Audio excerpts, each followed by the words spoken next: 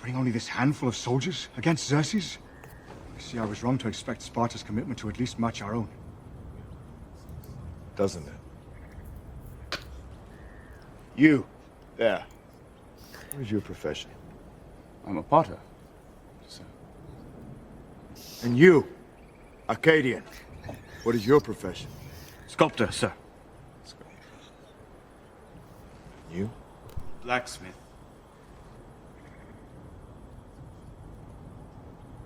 Spartans! What is your profession?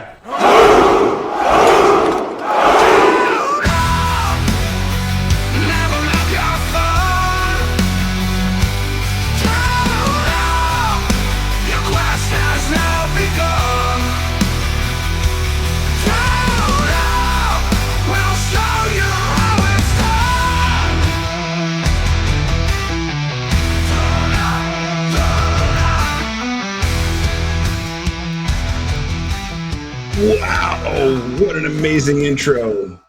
You outdid yourself this time, Mr. Lehman. Hey, thanks, Ben. How you doing?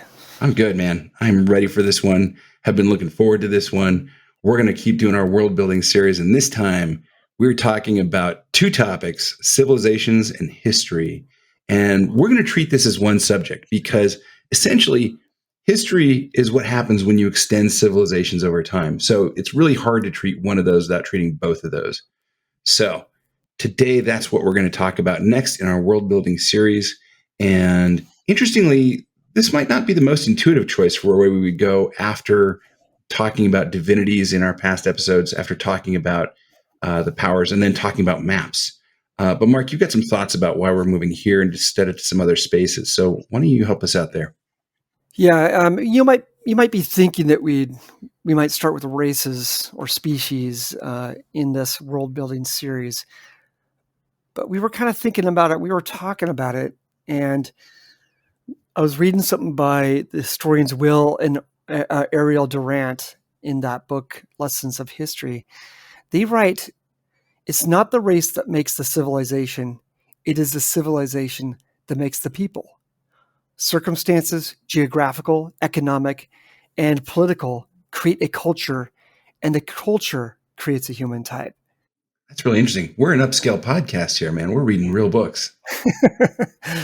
So they're obviously not talking about the fantastical species and the races that one might find in an RPG like Traveller, Rifts, Shadowrun, or Dungeons and Dragons. But I think that lesson kind of holds true. Civilization is going to tell us a lot more, won't it? I think so. I mean, so what we're going to do is we're really going to focus on culture. And so in that context, you could talk about elven culture, human culture, plural human cultures. You could talk about alien cultures, Vulcan culture, that kind of stuff.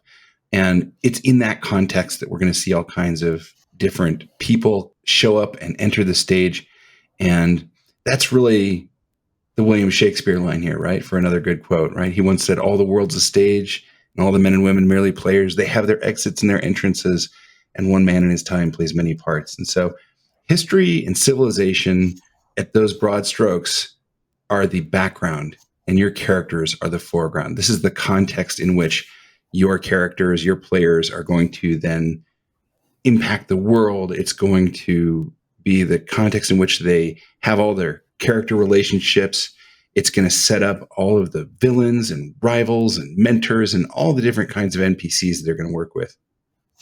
Yeah, and when you think about these civilizations and these cultures, you're going to want to use these as a GM to kind of explore these various types of people that you want to have your players interact with. I want to give an example when I think about that in popular culture. We're going to go from highbrow with William Shakespeare and Will and Ariel Durant to Star Trek. How dare you? How dare you? Yeah, I think about that show, and it's, to seek new life, and new civilization. And that's literally what they do in the original show. They just travel from place to place. And they're having these moments where they're learning about new cultures and stuff. And what a neat concept for a show. I think that's right. Like when you think about the way that we use new cultures and cultural exploration and discovery in our games, and if you think about how that works in literature and in popular culture, it's something that gives you an opportunity to have wonder. And in future episodes, we're going to talk about building wonder into your game. And this is one of those ways, is bring your characters and your players into wonderful, imaginative, experimental kinds of cultures that have interesting customs, interesting layers, interesting histories, and most importantly, interesting NPCs for them to interact with. Yeah, and this is kind of like why we're not really going to be diving into race and species in this, because if you think about even that intro, we had the group from 300 encountering the Spartans. I mean, how alien were the Spartans to a lot of these people? For real. In history, that's such an amazing thing to go read up on. For those of you that are academic nerds like me, go read Plutarch's Sayings of the Noble Spartans, and you get all kinds of great Spartan lore. Yeah. So, we're going to be talking about history as well. History is going to add this level of depth and richness to your stories. In fact, it's going to sell that story that you're trying to tell. And if the players buy into what you're selling, they're going to create along with you. And that's only going to add more and more depth. It's going to be something that builds upon itself. What's a good example that you can think of good storytelling as far as building history? It's hard to avoid Tolkien again. I mean, he set so many standards for us. But when you think about in Lord of the Rings or in The Hobbit, there are all of these proper names that go back to ancient people and places that are long gone. Mm-hmm. And as Frodo's walking around, as he's visiting Weathertop, as he's listening to Aragorn sing a song about Beren and Luthien, you realize that this world's been around for a while. It's got its heroes and legends. It's got all this backstory that happened before this moment, And so I think what's interesting is you have an opportunity when you set up your civilizations, when you set up the history behind them, even to create civilizations that aren't there anymore. Numenor is long gone. The First Age, the civilizations of the elves in the First Age are long gone, those great cities in Tolkien. And you can do that kind of thing. It makes a lot of sense in sci-fi settings too, right? Because how old are the stars? You can visit some planet and find ruins that speak to a civilization that was never there anymore. So there's a lot of great things you can do to add depth and backstory. And let's now talk about how to tune that up and create some great new civilizations. Mark, what is our strategy here? Well, we always, we try to always mention that start small, but in a sense, we're going to start broadly. We're going to use like broad strokes with less detail. And we're going to kind of zoom into places that are important. And over the course of time, over the course of the game, over the course of crafting, you're going to fill in those little gaps. But we're going to want to get some broad strokes, timelines and stuff. In a certain sense, this is very much like the mapping segment we did, where we talked about maybe filling in the broad outlines of your continents and maybe some of the big coarse-grained features, but then you're also going to want to leave a lot of detail underrepresented because you don't need to know everything. You just need to know the parts your players are going to encounter. Similarly here, when you're going to add to the detail of your civilizations and their histories, you don't need to talk about civilizations that aren't relevant to your players' backstories or to the plots and narratives that you're going to then serve up for them as a GM in their adventures. So it's probably a good idea to maybe have your map out in front of you if you've already done that step and think about how the history might change that map over the course of time and stuff. So these things can start working together. You're going to start weaving other parts of your craft into this. Yeah, and I think what's cool is as you start to locate your civilizations on that map, you're going to start to understand them more. Mm-hmm. When you put a civilization into a geographically difficult space that doesn't have a lot of arable land for farming, but it only has, rocky coastlines, right? I'm thinking about like ancient Greece. There's a reason those guys were traders. There's a reason why those guys were warlike, right? If they wanted something, they had to go get it from somebody else, either in a friendly way or by violence, right? And similarly, when you're looking at places like sort of the wine country of France or some of these places that have like really wonderful soil, what kind of thing does that create? It creates, well, in our world, it created a wonderful culinary culture for one thing. It could also create wealth and, for the populace or for people. So these are things that could be traded easily. So think about how geography shapes your civilizations. What kind of natural boundaries are there around your civilizations? What kind of different blessings or challenges does geography impose? And then, Mark, I think we also need to think about this not just in terms of space, but in terms of time. So tell us about how to write a timeline. Yeah, you want to have a nice broad timeline. How did the major time periods start and end? What characterized those timelines? We kind of think of our timelines as progressions, different ages that kind of technology, progresses. But if you look at the giant picture, there were times where we took steps back. Yeah, I mean, think about what distinguishes the different periods in our own history, and that might give you a model to start thinking about, right? We have in our history kind of like ancient prehistory, where we're running around with rocks and flint weapons, and I mean, like if you've played Civilization, you know how this works, right? so, Yeah. so the point is like come up with the boundaries. I think this is kind of I would sort of put it in these steps, right? Come up with the boundaries of your ages, figure out how long they are, figure out the start and end event or change that makes them different from the ages around them. And then start thinking about what it is that really characterizes that age. And you don't have to kind of, maybe you're the kind of person that likes to write deep stories and that's fine. But like if you are not that person, you could just start with like some keywords. You could just start with like, this thing starts at this date, it ends at that date. It was begun when that city was sacked, and it ended when this discovery was made.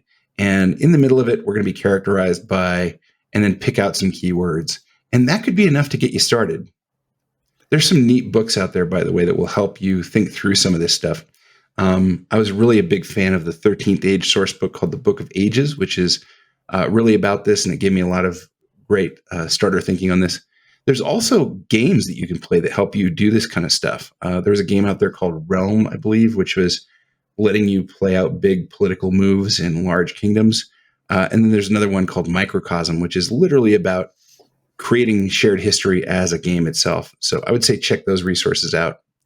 And Mark, we're talking about big, broad sweeps, but ultimately we do have to get back to our game, our players in a very sort of small scale local situation. So how do we then make that transition? How do we bring those big coarse grained things into a party of a few people in a dungeon somewhere? Well, you talked a little bit about Tolkien, who does this kind of masterfully. He has a kind of a multifaceted approach where he's having the players encounter a whole different types of things, songs, old ruins, weapons, all these like things. You could come up with a list of your own of historical artifacts, writings, statues, things that players might encounter in their travels. These could be used to expand and elaborate on all these details of civilizations that have come and gone maybe, or maybe they're currently existing. But these are all things you can use as a GM to tell the type of story you want, or to maybe even kind of point them in the direction you want. I really like the idea of directing people back to our episode on items. A lot of the really interesting items that you're getting in Lord of the Rings, and you get this a lot in science fiction too, right? We discovered an alien artifact, or in Lord of the Rings and The Hobbit, the Tolkien stuff. You get a lot of this, oh, this was a blade of Numenor. Oh, this was an ancient elven blade, and all of a sudden these things aren't just interesting civilizations for their own sake. This is like, oh, well, I know this and that about Numenor, so now I know something about the virtues and details of this blade. And it gives you a way to embed those items in a story. So if you've created a list like this, or if you're working on a list, maybe create some separate lists for different civilizations. Start coming up with your own list for different places if you really want to take it to that next level. But these are important things. Do not just brush by these. These are things that mean a lot as a player. When you get your hands on something that has history to it, it just adds a lot more enjoyment for that person. Yeah, I really love the idea that you've got of this list, right? We hear the advice all the time to come up with a list of names, and that makes sense. Come up too with a list of artifacts, a list of things you might find that were left behind by that civilization. What's cool about that is that if you do that on a civilization by civilization basis, then you're going to be able to give a kind of a unity to what kinds of things that leaves behind. Mark, when you think of Egypt, what kind of stuff do you imagine gets left behind by them? What are the artifacts that we are aware of from Egypt? I mean, obviously I was Tutankhamun's mask to me was like Right. that kind of stuff was a mind blown when I first saw that. I was like, who made that? Right. Little amulets, ancient papyri, the pyramids, But what's interesting is you don't see a lot of metal weapons. I don't think, maybe you do, but when the first stuff that comes to your mind, right, there's a kind of a thematic and conceptual unity to it. If I said to you, what kinds of things do you think of when you think of what the Vikings left behind? You might say swords and helmets and ships and things like that. So all this to say, when you start coming up with a list of artifacts that's left behind by different civilizations, that's another opportunity for you to create a conceptual and thematic unity that helps you elaborate on that civilization. Well, let's talk also a little bit, since you were talking about Vikings, not the football team, No. and Egypt, and we're talking about history. So how can history get us inspired? Yeah, I love history. And I think there's a lot of great stuff to draw on from history. There's a lot of great stuff to remix from history. And Mark, you've actually borrowed some stuff from history as well, and also from other fantastical histories, literature, that kind of stuff. Yeah. What did you do with your dwarves? Yeah, I borrowed, I love the history and lore in the Dragon Age series. I don't know if you ever played that, but I think it's the first game really dives into the Dwarven city and you learn about their caste system. I love that. And you know what? I'm shameless. I will borrow that. It's mine now. That's great. I just kind of weave that into the stories I tell with the dwarves. When my brother plays dwarves, he actually, I think in his most recent outing, went and got like one of these kind of neat old school looking books from the local Hobby Lobby or whatever. And he actually had this as a prop at the table, and he would be like, "This is my book of grudges," And so like he'd be running around in this game and saying things like, "Oh, what's your family name?" Whenever he got offended or something, like, "We're going to write this down and we're going to pay you back someday." I need that at the office. I need to have one of those. Mark's book of grudges. Yep. Borrowed with thanks from our friends at Games Workshop. Okay, so these are wonderful things to do. Speaking of reasons to hold a grudge, what should we avoid when we're creating history and civilization? What do we not want to do? We don't want to answer all the mysteries. Like we want to keep some things mysterious, even for ourselves to enjoy. There might be answers to it later down the road, but let's keep lots of mystery. You want people to get excited about what they're seeing on the map or get excited about the little drops of history. And as with our history, we don't know the answers to everything, That's a really nice point. In real life, right? Like we have to construct history from what's left behind from artifacts, documents, references to it, and things like that. Similarly in your game, you don't have to answer every question. There may be lots of history that is a little opaque, or that maybe this is what everybody says, but is that true? Who knows? There's a lot of that kind of thing that you can borrow from real world historiography, and you can use that to inform and enrich your game too. I'd say another thing to think about too is how much do we want to ape history as well? I mean, in a certain sense, we don't want to draw too heavily on real world history and just kind of lift and drop it, because then it's going to be kind of like, oh, well, this was not like you just recreated Greece. Now, I will say there's a place for that, right? If everybody wants to kind of play like an ancient Greece themed fantasy game, there's a lot of great supplements for that. There's great stuff to do there. But I think the thing is you got to do that with intention. Yeah, you got to listen to your players, and you got to have that conversation. Like, hey, I want to start a game, and we're gonna have this thing set in like, Roman. And some of you might be like, I guess kind of maybe that takes me out of the game a little bit. I don't know. Yeah. So I think you can actually do a lot of great stuff if you just start remixing a little bit. I'll give you an example. I play BattleTech, and one of the things about BattleTech is they've got these warring houses, these great 5 houses that rule the inner sphere. And if you kind of go back to where that all began in their lore, it's basically modeled on these kind of 18th and 19th century monarchies that were feuding over all these different spaces in Europe and having all these kind of colonial battles and things like that. The political struggles of that time. Now, it doesn't look anything like that. It doesn't look like the historical thing, except insofar as you've got these dynasties, they're intermarrying, there's all kinds of intrigue and politics and betrayal and stuff like that. So it kind of enriches that. But as soon as you drop that into a futuristic sci-fi setting with big stompy robots, it really takes a different color, and you don't feel like, oh, well, this is just sort of a straight lift and drop. It really isn't all that dissimilar to like what we see in Dune. Right. Or read in Dune. Yeah, I think it's a good note too. One other thing, Mark, we probably don't want to focus everything in our history on any one civilizational moment or event or person. Things change. Revolutions happen. Civilizations fall. Whatever that cataclysm was, people rebuild. Whatever that great civilization was, it will fall someday. Other notes to kind of add to that? Not really. I think we're good here. Let's wrap this topic up. Guys, don't get overwhelmed. You're just here to sell this realm and the story to your players. Mark, you remember just the way that I was talking about maps and how I started really diving down that rabbit hole and getting into too much meteorology and geology and all those different things that make a map what it is. You can do the same thing with history here, and you don't have to. So with that said, I think it's time to get to our tune-up segment. Mark, what do we have this week? Well, this one comes from our friend Uncle Trog. Uncle Trog asks, how do you write plot arcs? He says he has a habit of writing the big picture in a messy way with pockets of detail for encounters, adventures along the way, things he'd want to see happen. Kind of like, I would imagine that's like a scene in his mind, like this is going to be the action sequence or something. Can anyone really know the Trog's mind?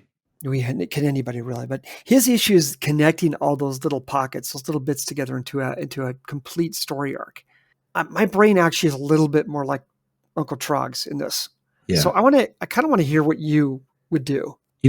I tend to do a little bit of what I think you guys are doing in a sense. I'll start writing down locations. I'll start writing down NPCs.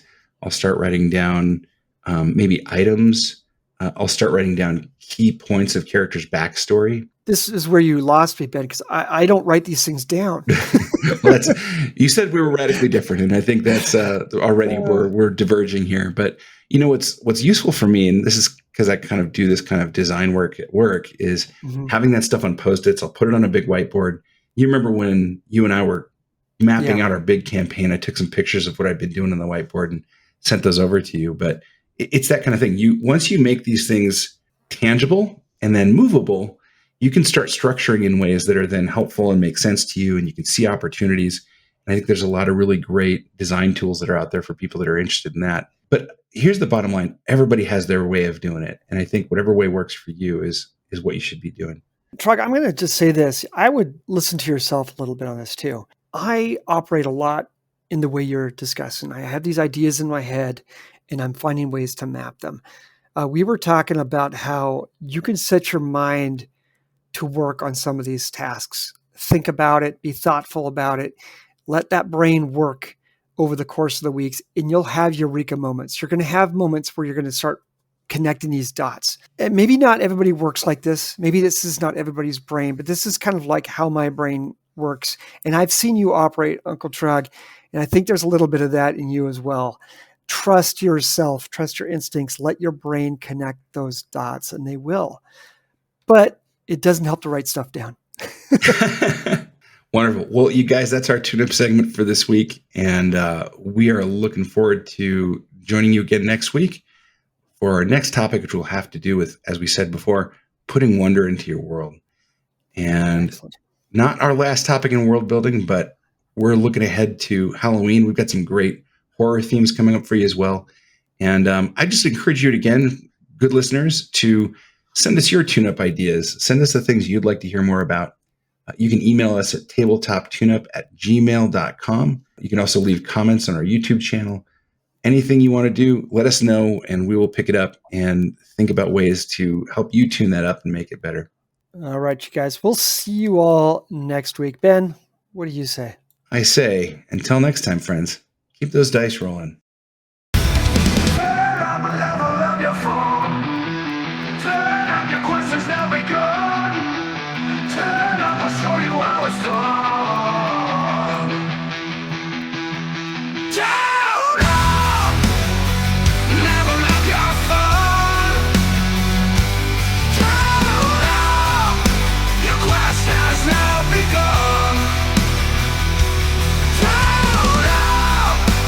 Show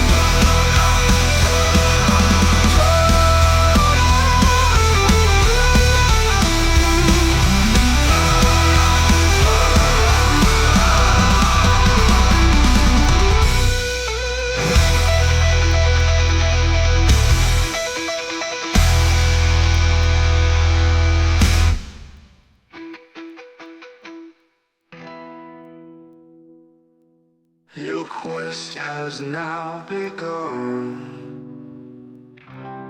We'll show you how it's done.